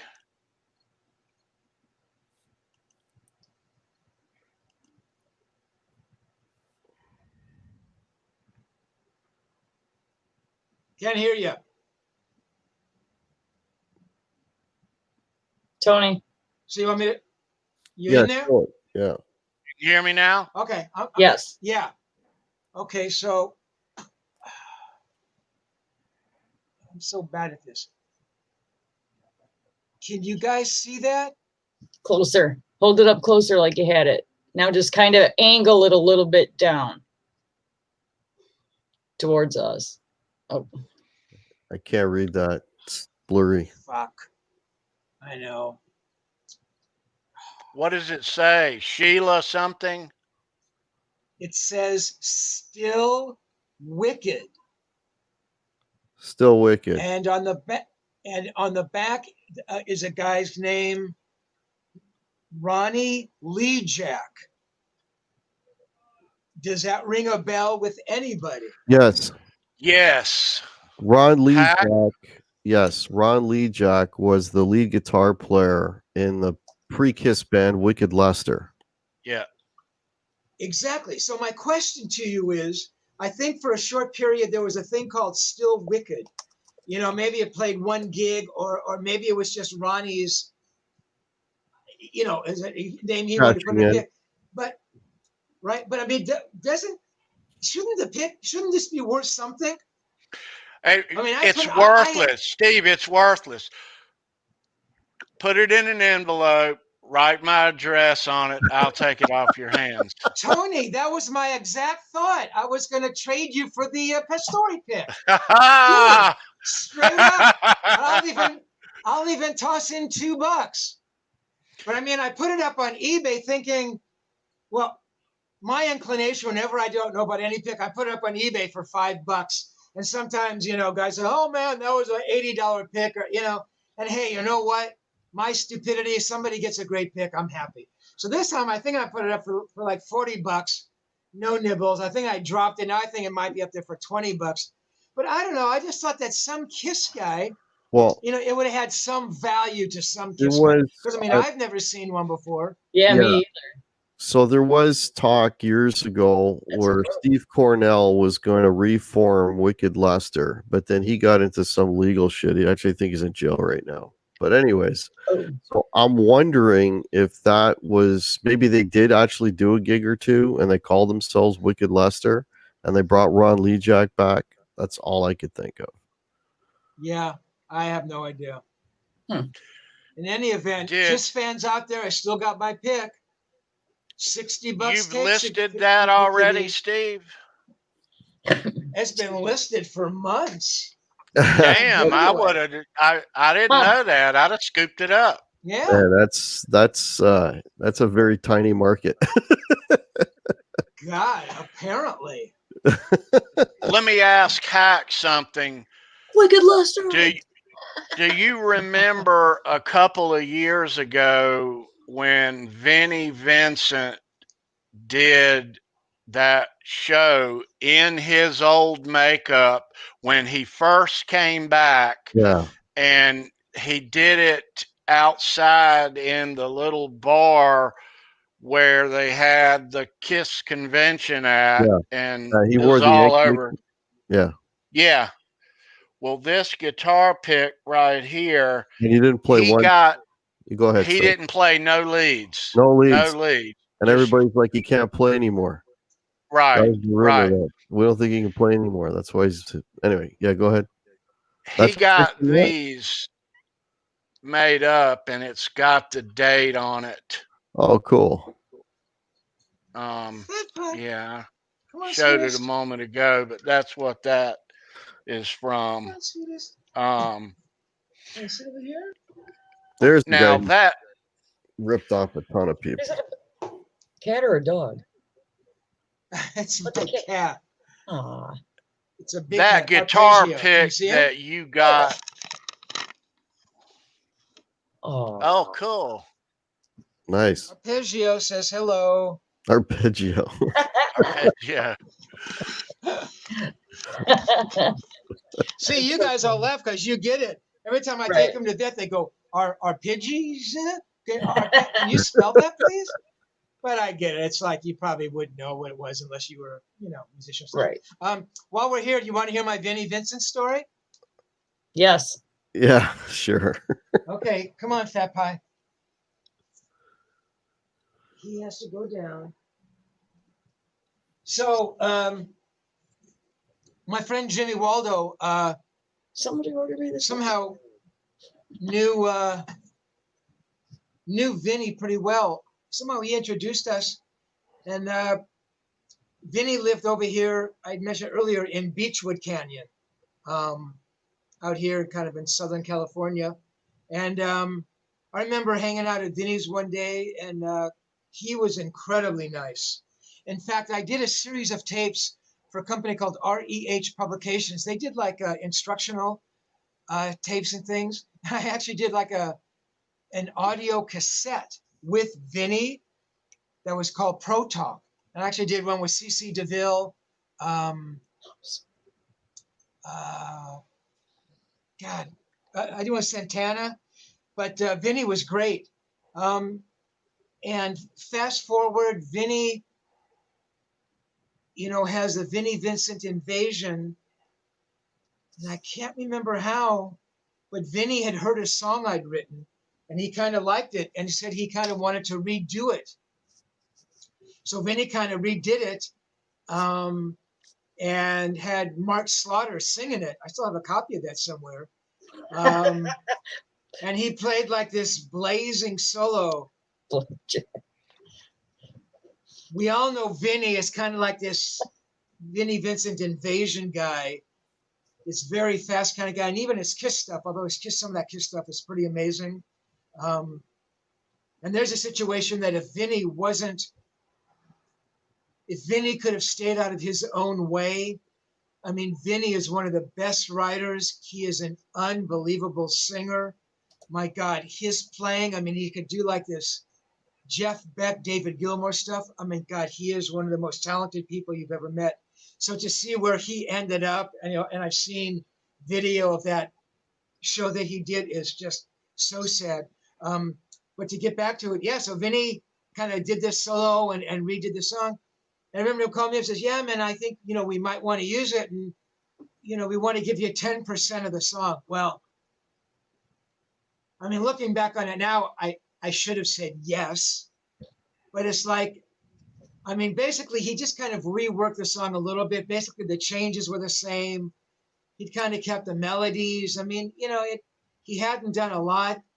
And for some reason, I had this thing like, the integrity, and I'm a songwriter. He says, "No, you can't use it," which is a stupid fucking thing to do now that I think about it. But anyway, Vinny was really cool. And, I saw him at the NAMM show once, and he came over. I was at a Guitar World booth. Guitar World had put up like their logo.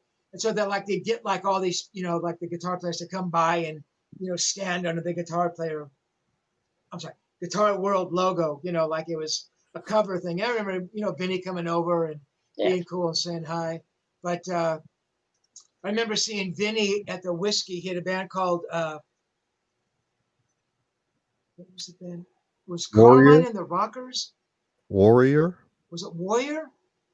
What, Maybe, before or after it wasn't Warrior. Maybe it was just some solo project he had. So before or after I Kiss? can't remember. I'm sorry? Was it before or after Kiss? That's a good question, man. I don't remember. I think after. But I had never kind of seen him play, but I think it was just some solo project. Vinny and the Rockers, Carmine and the Rockers, he had Carmine Appice's band? I know it was Carmine's band. I can't remember. Anyway, I just remember seeing him play, and he was before Kiss. Maybe it was. Yeah, I think it was when he was at Kiss. Yeah, but it just an astonishing player. I mean, he was a guy who had. I mean, honestly, he could have been like a Peter Frampton, Mhm. Tom Petty. God, he played so great. My God, the guy sang like, oh God, he was just the greatest singer. He was the greatest writer. They wrote that John Waite song. Oh God, my brain. But wrote a lot of songs that got covered. I Yeah, I'm mean, you can trying to hear think a of the name little of bit it. of what he did. Trying to think of the name of that Waiting, song. Waitings, yeah, something waiting. something waiting. I mean, great song. But I mean, you can hear some of that stuff he did with Kiss. I mean, those are all his riffs. Yeah. And if he just wasn't such an idiot, and hey, I want more. Hey, I need this. I need that. I mean, I think he could have remained in that band for a while. Well, it I mean, he just. Go what ahead. you just said about Vinny is what everybody says about Vinny. it's everyone says the same thing. What a God, waste of a and talent. oh my God, and Jimmy actually a guy named Giles. What's Giles' last name? Giles Avery, or English guy, sort of was managing, sort of loosely managing Jimmy, but Jimmy had played on a lot of this early, uh, stuff with Vinny. Did Jimmy? Do you know Hack? Did Jimmy play on the Warrior stuff? What's his name? Jimmy what? Jimmy Waldo, the New England guy. Did Jimmy play keyboards on that stuff? I know that Jimmy played on some early Vinny I don't demos, know. maybe, but Possibly. but Jimmy had a relationship going way back with Vinny, and they put out some of this stuff, and Vinny went berserk. I mean, it's like the stuff had been sitting there. It did nothing but bring an audience to Vinny. I mean, nobody made any money, so it's not like he was losing out on money. But yeah, cool, man. But Yeah, well, we God, can what talk about a that on waste. Wednesday, Steve. Yeah, definitely. I'll look that up. But amazing player. And real quick, lastly, I'll give you my Tommy Thayer story. When Tommy was still in Black and Blue, somehow I had met him, and I can't remember how I met him. But Tommy lived just over the hill from me. He lived with Todd Jensen, who went on to be the bass player in Hardline. Was that the band Neil Schon and Alice Cooper? Amazing bass player. And Tommy and I wrote some songs together. And Tommy was cool. He was playing guitars and this stuff. And I mean, Tommy was a good player. I mean, what he did well. I don't know, towards the end and way before he got in Kiss, but Tommy got a little hard to deal with. And I don't know. Oops. Anyway, but we wrote a couple songs together that actually came out on this label called Melodic Rock, this Australian label that actually put out, which were basically demos, these demos that Jimmy and I did, where we had various guitar players playing on this stuff. Tommy just happened to co-write the stuff, but he also played guitar. But I mean, I think I may have talked about it, called Voices from the Past. But I mean, I had brought in some buddies, Harry Cody from Shotgun Messiah, great guitar player. Yes. Rowan Robertson from Dio, Keith Howland, some of the guitar player in Chicago for many years. Tony Palacios from a Christian band called Guardian. Anyway, that's my Tommy Thayer story. Last bit about Tommy. I reached out to Tommy's Facebook page when I was trying to get backstage passes for this Ashton guy. I wrote, "Hey Tommy, how you doing?" And we haven't talked for years. How you doing, man? I have a friend, this artistic buddy, and he'd love to come see a show. Could you get back to me? Let me know if you could put him on a list or something. And I never heard back from Tommy. So whatever that's worth. Yeah. Yeah. All right, guys and girls, let's give away another guitar pick. How's that sound? Wow. If you've made it this far, you deserve it. We're going to give away He made it this far. Hashtag stuck it out. Yeah. this Kiss Yes, we're over, people. But it was Gene Simmons.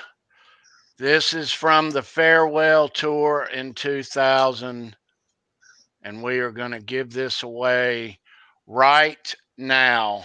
So, Can you guys hear that girl? Okay, good. Because it's like outside my window.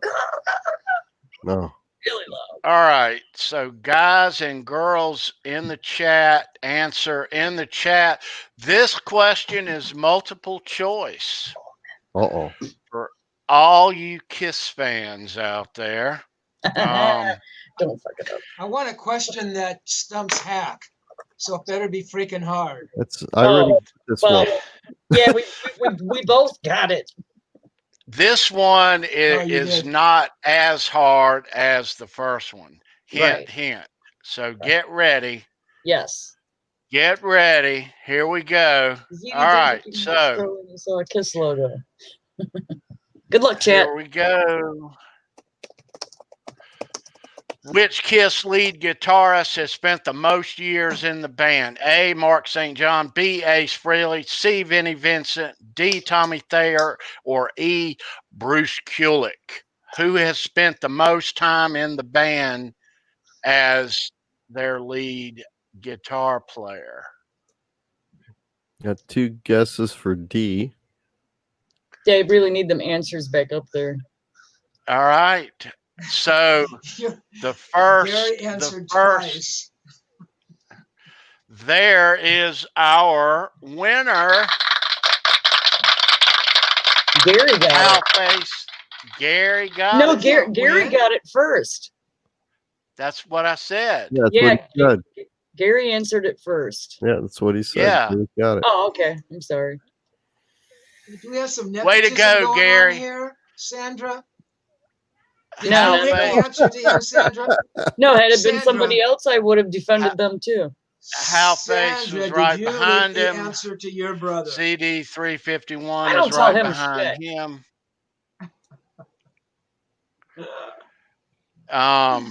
So yes, your answer is D. He's been the guitar player for 18 years and something now. He's Ace has been in for what? From 9 the first time, and how many after that happened? Well, the reunion tour, 96, Psycho Circus, so maybe another 4 or 5 after that. Yeah. Maybe about 15.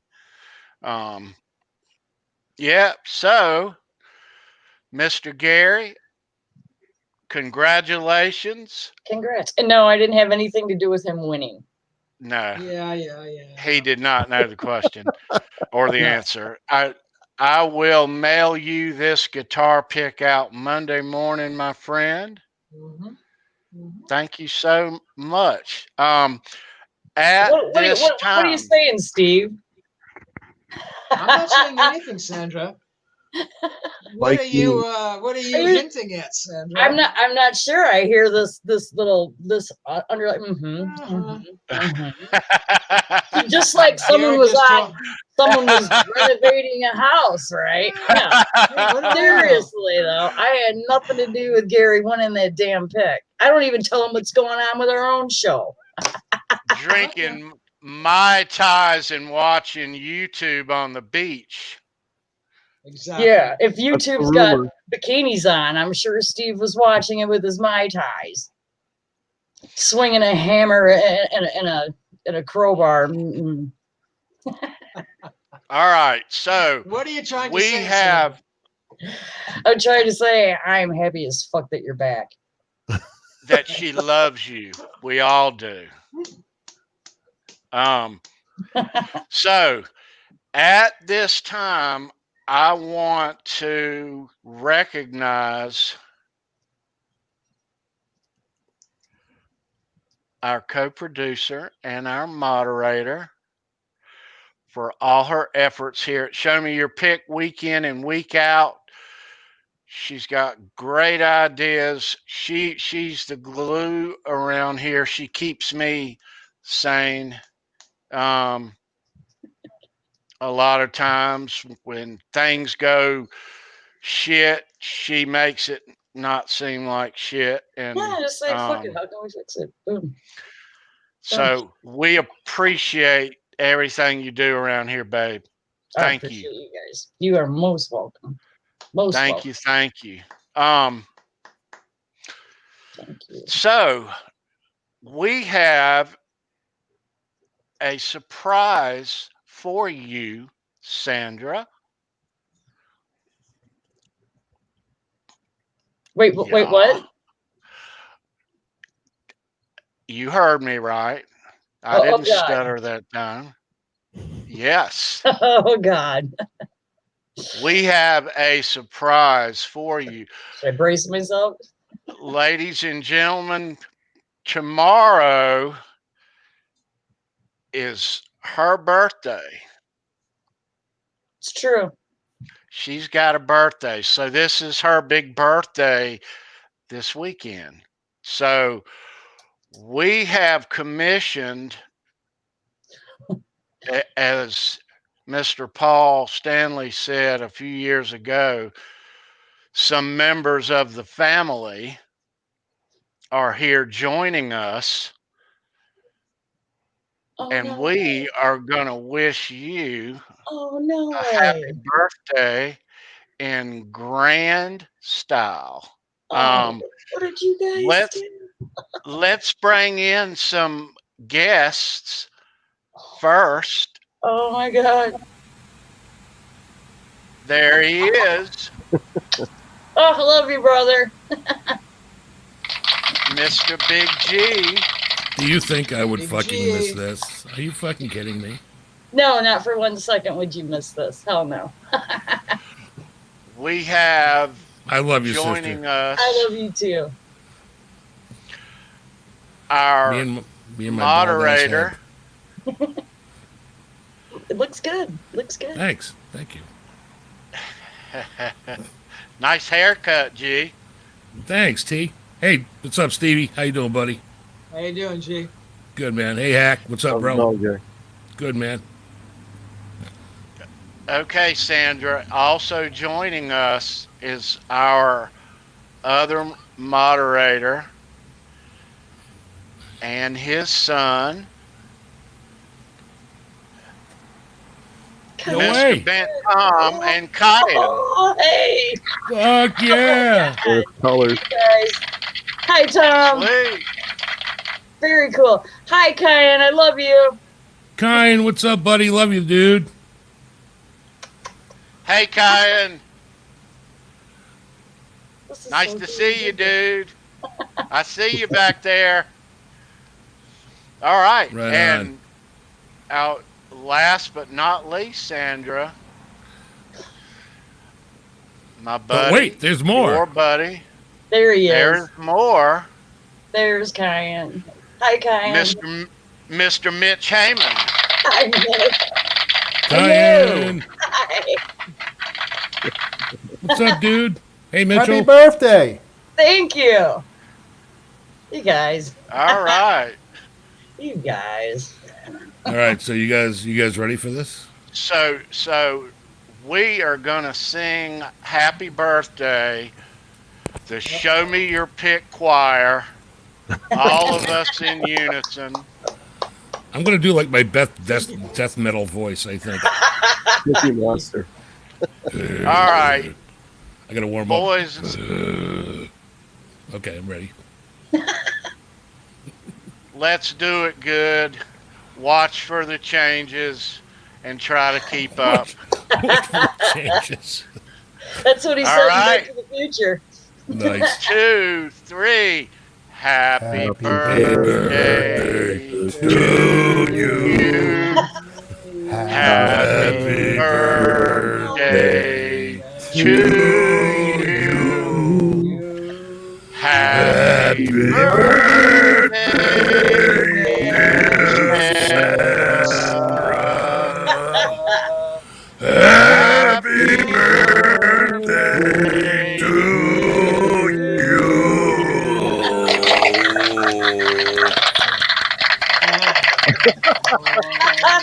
That definitely sounded like Cookie Monster. Look at the kiss. There you go. Look at this. Oh, that is so cool. You guys, I swear to We God. love you. You guys Love are you. amazing. Thank you. I love you too. I love all of you. Thank you for that. That was, wow. That was a surprise. I hope you enjoyed it. Very much. Have a wonderful birthday, sweetheart. Have Thank a you. wonderful birthday. Definitely.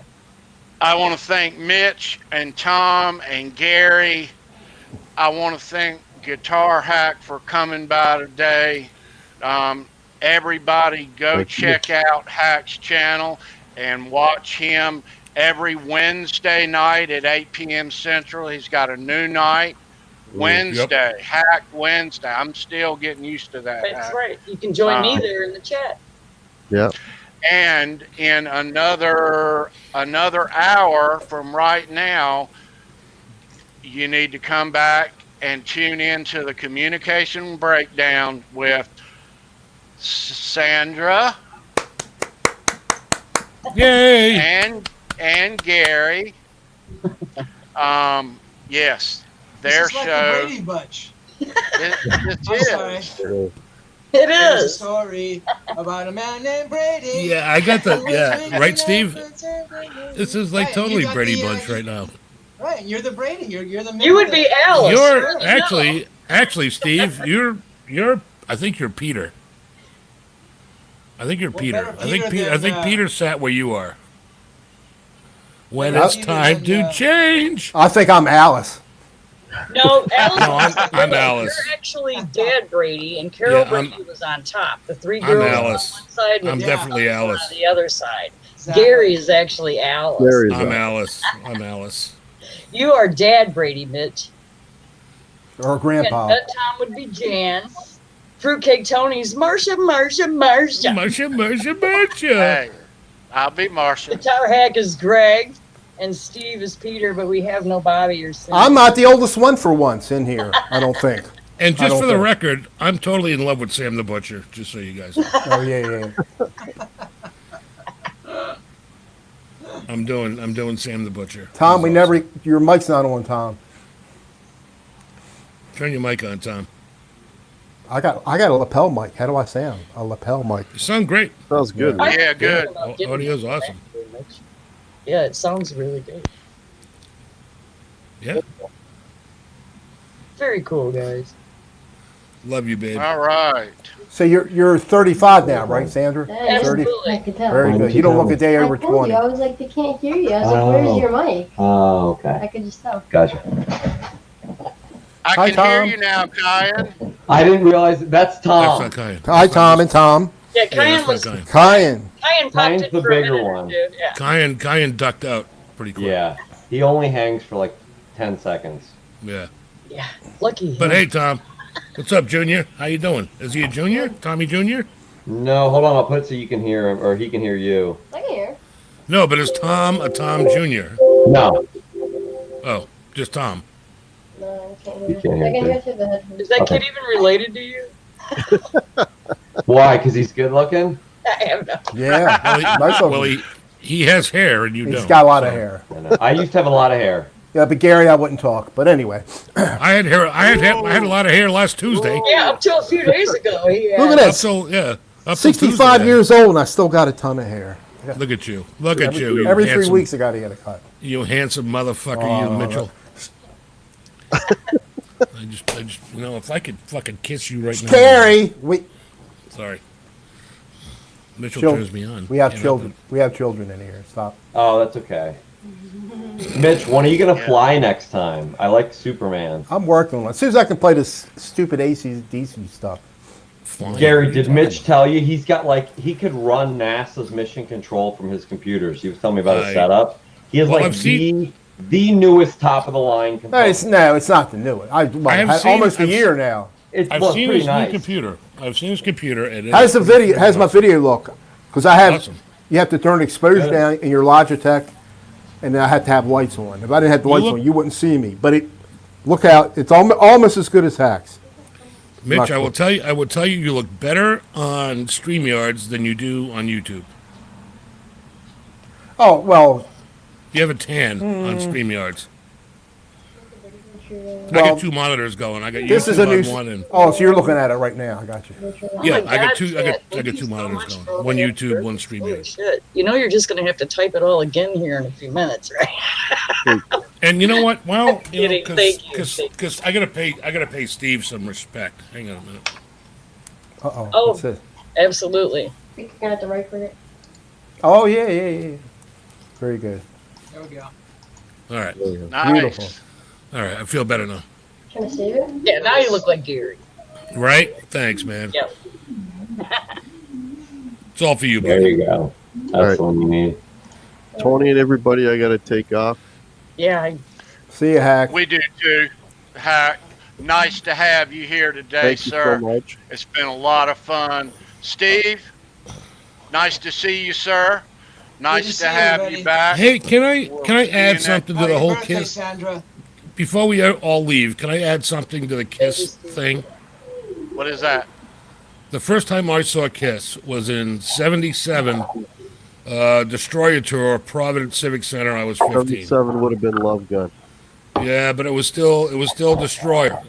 They had the Destroyer costumes. That's okay. That's the Rock and Roll Over tour. They had the. Anyways, whatever. Anyway, no. I'm just saying. It was. I mean, that's when Rock and Roll Over came out, but it was. I mean, Destroyer came out in '76, right? Correct, July. But I think, like Northeast, I think they were on like the last leg of the Destroyer tour, because I remember like the Destroyer costumes and not the Rock and Roll It was Over only costumes. like 8 months worth, right, Hack? Right, but they still basically had something real similar to Destroyer costumes on the Rock and Roll Over tour, but the stage was already the Love Gun stage. Oh fuck! Anyway, it All doesn't right. matter. I don't remember. Yeah, I don't remember. I don't remember. I mean, I was 15. A lot of water over the bridge since then. But yeah, 15 is at 77. That was the first time I saw Kiss. All right, boys and girls. Just throw We it are out. going to shove off. Hit the links. Hit the like. Make You sure guys can hang out backstage if you would. Mitch, nice to see you, sir. You, Tom, Thanks and for having Kyan, always a pleasure. Always a pleasure. Tom Thank and Tom. Thank you. See you, everybody. All right. Take care. We will Here we are. see you guys here next week. Steve, have a great week. Yes. Thanks, man. Glad you're back, Sandra. All the teasing aside, I'm glad you're back. Me too. Happy birthday to you. Thank you. Thank you so much. You're welcome. All right, Steve. Young lady, it's Yes. been fun. I'll send Have you a a- link shortly. Have a wonderful birthday weekend. Mwah. I got one more screen at the end I want you to see. Okay. And everybody, have a great week. I appreciate you showing up today. Those watching on replay, thanks for watching. I appreciate it. Have a great week.